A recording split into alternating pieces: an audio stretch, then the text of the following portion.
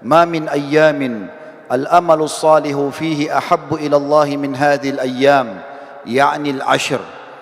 Tidak ada hari-hari sepanjang tahun di mana setiap amal salih yang dikerjakan lebih Allah cintai dibandingkan yang dikerjakan di 10 hari awal bulan Zulhijjah. Qalu walal jihadu fi sabilillah ya Rasulullah. Para sahabat mengatakan, jihad pun di jalan Allah wahai utusan Allah belum bisa mengalahkan amal-amal yang dikerjakan di 10 awal bulan Zulhijjah. Qala walal jihadu fi sabilillah. Maka Nabi SAW bersabda, jihad pun di jalan Allah belum bisa mengalahkan. Illa rajulun kharaja binafsihi wa malihi wa lam yarji bidzalika bisyai. Kecuali seseorang yang keluar berperang berjihad, membawa seluruh harta dan jiwanya, kemudian dia tidak membawa pulang keduanya. Asyhadu an la ilaha illallah wahdahu la syarikalah wa asyhadu anna Muhammadan abduhu wa rasuluh. Saya bersaksi tidak ada yang berhak disembah kecuali Allah, dan Muhammad juga benar-benar hamba juga utusannya. Amma ba'd. Saudaraku seiman sedang Jumat rahimani wa rahimakumullah. Ayat tadi yang saya bacakan itu adalah sebuah pesan ilahi yang kekal ditelawakan oleh orang-orang beriman dalam surah At-Taubah ayat 36. Yang bunyinya, a'udzubillahi minasyaitonir rajim, inna iddatash syuhuri indallahi 12 syahran fi kitabillah. Yauma khalaqas samawati wal arda minha arba'atun hurum. Dzalika ad-dinul qayyim. Fala tadlimu fihinna anfusakum wa qatilul musyrikina kaffatan kama yuqatilunakum kaffa wa'lamu annallaha ma'al muttaqin. Sesungguhnya di sisi Allah Subhanahu wa taala ada 12 bulan yang semestinya menjadi perhitungan tanggal kalian, yaitu bulan-bulan Hijriyah, Muharram, Safar, Rabiul Awal, Rabiul Tsani, Jumadil Ula, Jumadil Tsaniyah, Rajab, Sya'ban, Ramadan, Syawal, dan kita sekarang berada di akhir Dzulqa'dah dan kita akan tiba bulan depan di Dzulhijjah. Sesungguhnya bulan-bulan itu sudah Allah tentukan dari semenjak penciptaan langit dan bumi. Di antaranya ada 4 bulan yang dimuliakan. Makna dimuliakan, saudaraku seiman, adalah dijelaskan oleh salah satu penafsir yang masyhur, Imam Qurtubi rahimahullah, dalam kitab beliau Tafsir Ahkam Quran. Pada saat menjelaskan At-Taubah 36, beliau mengatakan yang dimaksud dengan dimuliakan seperti dimuliakannya Mekkah dan Madinah. Dua ini dikenal dengan wilayah Haramain, 2 tempat yang dimuliakan. Maka setiap amal saleh yang dikerjakan di sana akan dilipat gandakan pahalanya, dan setiap dosa yang dilaksanakan atau dilakukan di sana akan dilipat gandakan hukumannya. Sampai Hasan Basri rahimahullah mengatakan 1 dirham yang dikeluarkan di Mekah menyamai pahala solat yang 100.000. Maka 1 dirham di Mekah sama dengan 100.000 dirham, sebagaimana solatnya juga begitu. Imam Qurtubi berkata rahimahullah, bulan-bulan juga yang 4 ini dimuliakan oleh Allah, menandakan semua amal saleh yang dikerjakan di 4 bulan ini pahalanya lebih banyak daripada bulan-bulan yang lain. Dan kalau seseorang melakukan dosa, maka akan dilipat gandakan hukumannya. Mungkin muncul pertanyaan kecil, saudaraku seiman, di benak kita. 4 bulan itu apa saja? Dijelaskan oleh baginda Nabi alaihi salatu wassalam di dalam hadis sahih riwayat Al-Hakim dalam kitab Mustadraknya. Beliau mengatakan, Rajabun madarun baina Jumadi wa Sya'ban wa 3 mutawaliyat, Dzulqa'dah, Dzulhijjah wa Muharram. 4 bulan itu adalah bulan Rajab yang terhimpit antara bulan Jumadi dan bulan Sya'ban, bulan ke-7 dari bulan-bulan Hijriah. Kemudian ada 3 bulan berurutan, kata Nabi SAW. Dzulqa'dah, kita sekarang berada di tanggal 21 Dzulqa'dah. Dzulhijjah bulan depan, dan juga Muharram. Artinya, saudaraku seiman, kita ini sekarang sedang berada di bagian bulan-bulan dari 4 yang Allah muliakan. Setiap amal saleh yang kita kerjakan di sini, yang sudah jelas ada tuntunan wahyu Al-Quran dan sunnahnya, salat 5 waktu, salat sunnah, puasa wajib, puasa sunnah, puasa sunnah, kemudian juga zikir, membaca Al-Quran, ziarah orang tua atau ziarah kuburan, atau jenguk orang sakit, apa saja yang merupakan ibadah, maka akan dilipat gandakan pahalanya. Begitu juga dengan dosa yang dikerjakan, maka akan dilipat gandakan hukumannya. Banyak di antara kaum muslimin menyibukkan diri beribadah di bulan Ramadan, dan itu sangat bagus. Karena Ramadan juga bulan yang dimuliakan. Tetapi masih banyak di antara kita yang belum memahami ternyata selain Ramadan ada juga bulan-bulan lain yang tetap juga dilipat gandakan pahala. Dan kita sekarang berada di salah satunya, bulan Zulqa'dah. Dan insya Allah dalam 8-9 hari ke depan kita akan masuk lagi di bulan yang setelahnya Zulhijjah, dan kita akan masuk lagi setelahnya bulan Muharram. Allah mengatakan itulah ajaran agama yang lurus. Maka jangan pernah kalian menzalimi diri kalian di 4 bulan itu secara khusus. Makna zalim adalah berbuat dosa. Karena sudah dijelaskan tadi oleh Imam Qurtubi akan dilipat gandakan hukumannya bagi pelaku dosa. Dan perangilah orang-orang musyrik secara keseluruhan sebagaimana mereka memerangi kalian. Makna ini adalah pernah ada larangan Allah Subhanahu wa taala untuk berperang di 4 bulan ini. Di awal-awal Islam, bulan Rajab, bulan Zulqa'dah, bulan Zulhijjah dan bulan Muharram dilarang kita berperang. Tapi setelah turun ayat, setelah 4 ayat atau 4 bulan ini dijelaskan, perangilah orang-orang musyrik secara keseluruhan sebagaimana mereka memerangi kalian, artinya tidak dibatasi lagi. Bulan manapun dari 12 bulan kalian boleh berperang selama itu dibutuhkan. Dan ketahuilah Allah selalu bersama dengan orang-orang yang bertakwa. Saudaraku seiman, dari 4 bulan ini saya akan kerucutkan bahasan karena di khutbah Jumat dan waktu terbatas. Kita akan fokus membahas 1 bulan saja. Saya akan langkahi bulan Rajab, bulan Zulqa'dah dan bulan Muharram. Tapi kita akan fokus ke bulan Zulhijjah yang kurang lebih akan kita masuk 8 hari atau 9 hari dari hari kita sekarang. Mungkin muncul pertanyaan lagi saudaraku seiman. Kenapa harus hanya fokus bulan Zulhijjah? Karena memang bulan ini umumnya ulama mengatakan kalau ada bulan yang bisa menyaingi Ramadan itu adalah bulan Zulhijjah. Apa sebabnya? Allah telah menyebutkan dalam surah Al-Fajr. Surah Al-Fajr ini teman-teman sekalian, Allah sebutkan di 3 ayat pertamanya. Tadi sudah saya bacakan di pembukaan khutbah ini. A'udzu billahi minasyaitonir rajim. Bismillahirrahmanirrahim. Wal fajri walayalin ashrin wasyafi'i wal watr. Demi waktu subuh, Allah bersumpah atas nama subuh itu, dan 10 malam berturut-turut sebelumnya, serta hari ke-8 dan hari ke-9-nya. Sebelum saya jauh masuk ke tafsir daripada ayat ini, kita akan menjelaskan dulu atau menyampaikan terlebih dahulu sebuah hadis Bukhari. Juga sudah saya bacakan di awal pembukaan khutbah, di mana pimpinan kita dan guru kita semua, suri tauladan orang-orang beriman Nabi besar Muhammad sallallahu alaihi wasallam telah bersabda, "Ma min ayyamin al-amalu salihu fihi ahabbu ila Allah min hadhil ayyam, ya'ni al-ashr."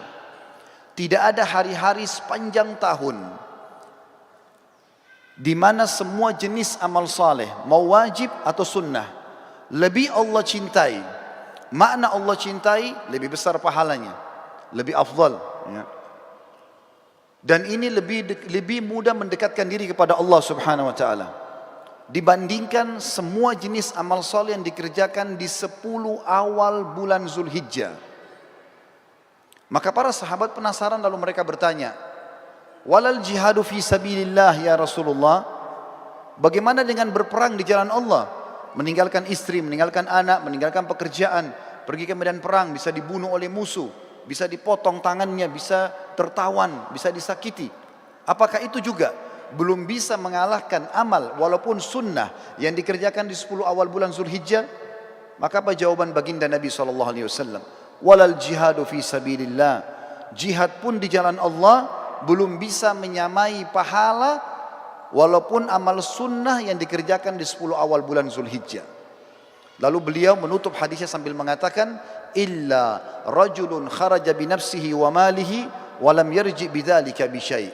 Kecuali satu keadaan. Kalian bertanya kepadaku tentang masalah orang berjihad atau apalah jihad, maka aku akan jelaskan. Pahala jihad yang bisa mengalahkan amal sunnah di 10 awal Zulhijjah itu adalah kalau seseorang keluar membawa seluruh hartanya. Dia punya tabungan 1 miliar, dibawa semua ke medan perang untuk beli senjata, membiayai perang dan jihad di jalan Allah.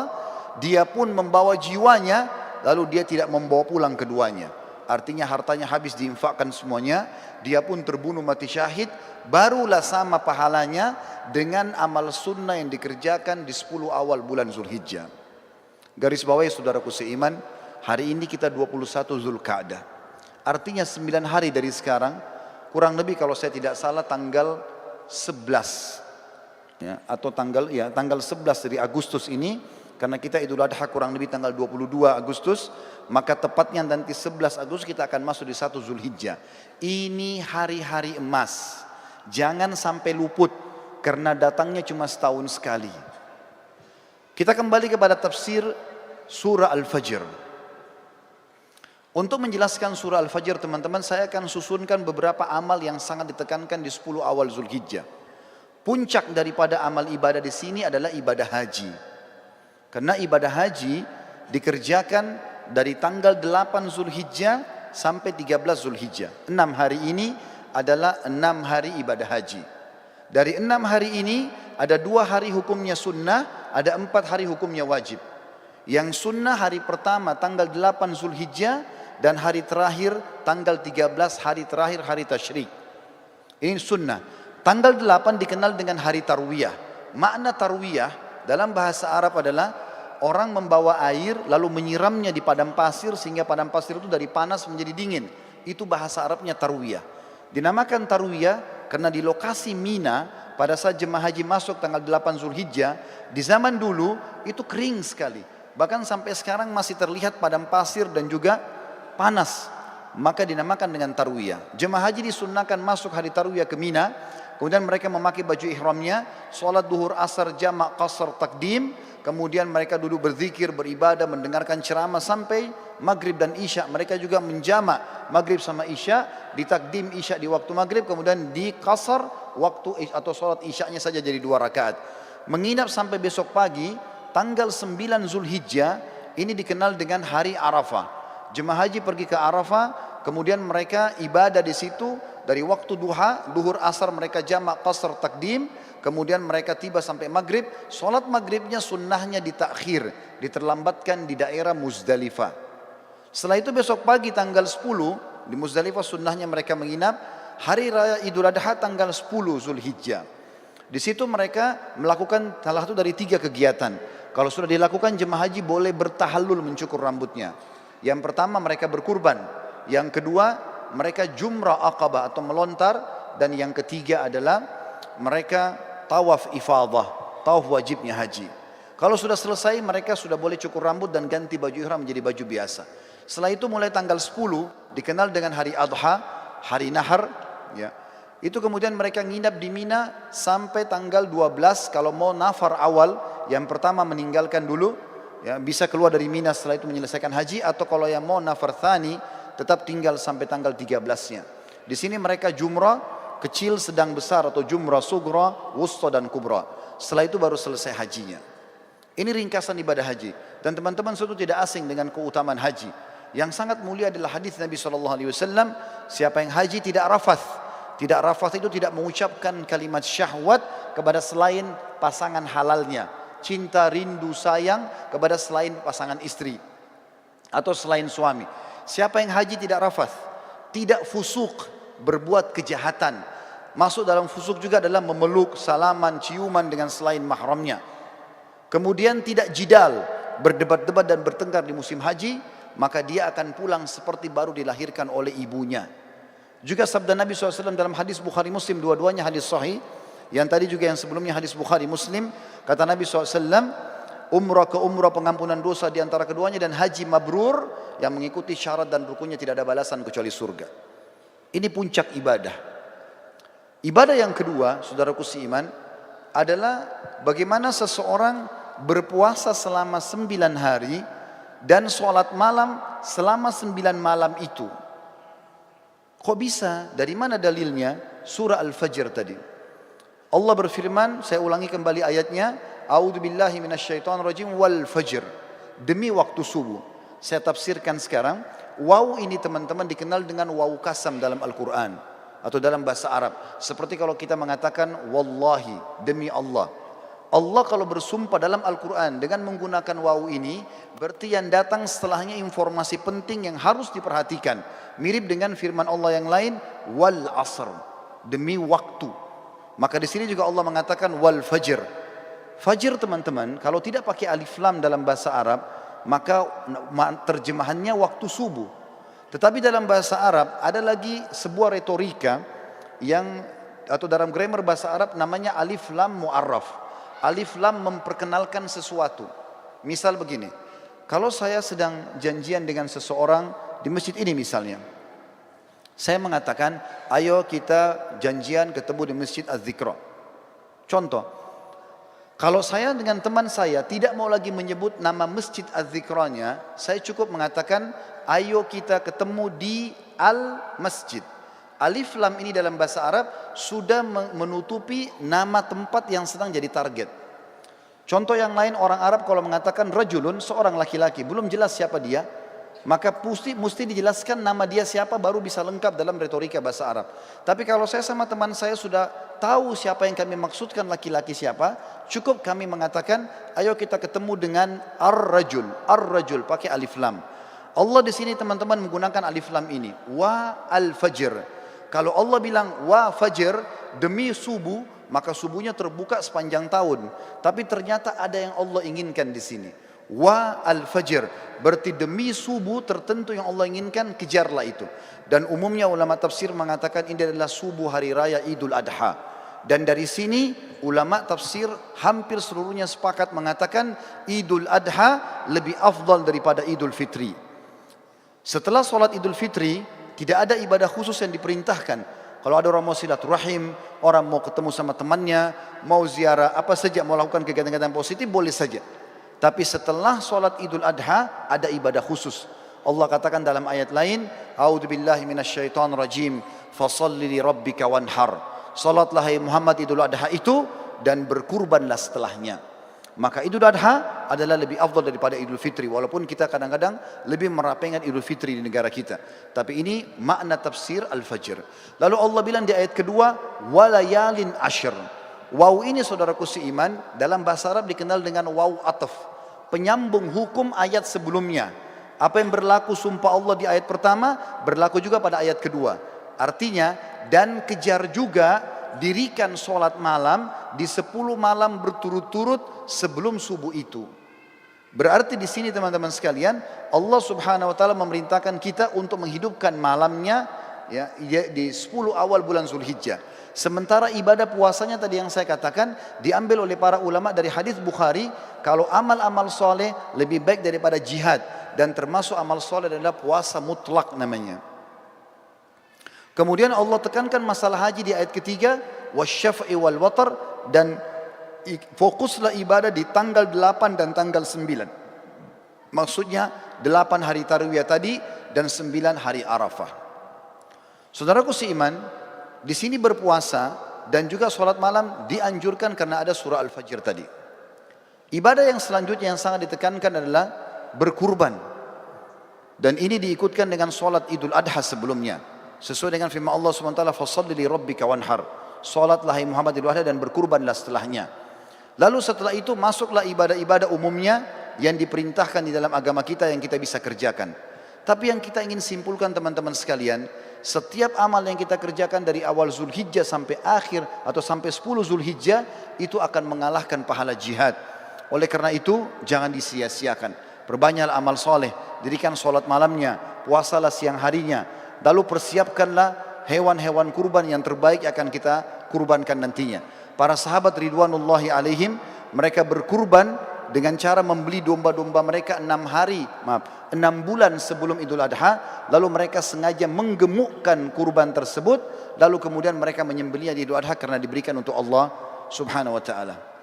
Berhubungan juga dengan masalah ini, sebelum saya menutup khutbah ini, perlu ditekankan tentang masalah Idul Adha. Selain sholat yang sudah masyhur 2 rakaat yang kita kerjakan dengan khutbahnya, tapi kurbannya yang perlu digarisbawahi. Kurban ini teman-teman terdiri dari 3 jenis hewan yang sudah masyhur, kambing sama domba umurnya setahun minimal, kemudian sapi kurang lebih 2 tahun, dan unta minimal 5 tahun. Tapi dari 3 jenis hewan ini, yang paling ditekankan adalah domba dan kambing. Sering kali saya dengar dari panitia masjid, kalau ada orang-orang kita yang akan menerima daging kurban, mereka kalau melihat vouchernya tertulis daging kambing, mereka tidak mau mengambilnya. Bahkan banyak masjid mungkin tidak melaksanakan kambing ini. Padahal sebenarnya kalau kita mau lihat afdaliyahnya, maka terletak pada domba dan kambing. Dalilnya adalah, yang pertama, Nabi Ismail alaihissalam pada saat tidak jadi disembelih oleh Ibrahim, kira-kira diganti apa oleh Allah? Jawabannya jelas, diganti dengan domba. Allah sebutkan dalam Al-Quran. Kemudian yang kedua, hadis Bukhari menjelaskan baginda Nabi SAW beliau berkurban dengan 65 ekor domba atas nama beliau sendiri. Beliau menyembelih 15 ekor dengan tangannya yang mulia, kemudian 4 atau 50 ekor dilanjutkan oleh Ali bin Abi Thalib radhiyallahu anhu. Berarti memang domba ini adalah hewan yang sangat dianjurkan, dan termasuk sunnah Nabi SAW selain menyembelihnya juga memakan sebagian dagingnya. Beliau pada saat selesai berkurban, beliau mengatakan, idrib li sahma, kosongkan atau lowongkan untukku sebagian daging tersebut. Maka Nabi SAW pun mengkonsumsi itu. Dan kambing ini teman-teman sekalian, sebagai penutup dalam khutbah kita, adalah hewan yang kalau dimakan dengan diniatkan ini adalah perintah agama bisa mendapatkan pahala. Yang pertama, dalilnya adalah hadis Bukhari menjelaskan Nabi SAW sangat gemar memakan paha kambing. Jadi kalau ada persepsi mengatakan kambing itu adalah hewan atau makanan orang Arab, ini keliru. Tapi dia adalah makanan umat Islam. Karena memang Nabi SAW sangat gemar dengan paha kambing. Yang kedua, berhubungan dengan dalil ini adalah akikah. Kita tahu setiap muslim kalau punya anak laki-laki, sembelih 2 ekor kambing. Kalau anak perempuan 1 ekor kambing. Ini berlaku baik itu muslim Arab, baik itu muslim bule, baik itu muslim dari Afrika, baik muslim dari Asia Tenggara atau orang Melayu. Sama saja, anak laki-laki 2 ekor kambing, anak perempuan 1 ekor kambing. Dan sunnahnya dalam hadis Bukhari Muslim juga dijelaskan, waktu Hasan dan Husain radhiyallahu anhum lahir, baginda Nabi SAW memerintahkan agar Ali bin Abi Thalib radhiyallahu anhu menyembelih domba untuk Hasan, kemudian berkata, hai Ali, bagikanlah dagingnya kepada kaum muslimin, tetangga-tetanggamu, dan ambillah sebagian untuk dimakan. Sunnahnya membagi sampai 1/3. Berarti di sini teman-teman, kambing itu domba dianjurkan untuk dimakan, karena dalam akikah tidak bisa diganti dengan hewan lain. Dan yang ketiga adalah Idul Adha, di mana sudah saya jelaskan tadi, kalau Ismail AS digantikan oleh Allah dengan domba, begitu juga Nabi SAW menyembelih dengan domba. Tentu menyembelih sapi boleh, menyembelih unta boleh, tapi kalau kita mencari afdaliyahnya, maka kita akan melihat dalil-dalil ini menunjuk atau mengerucut kepada kambing. Semoga bisa diambil manfaat. Aqulu qauli hadza, saya sudah mengucapkan perkataan saya ini, wa astaghfirullah li wa lakum, dan saya beristighfar kepada Allah, mengajak jemaah juga istighfar kepada Allah, fastaghfiruhu innahu huwal ghafurur rahim.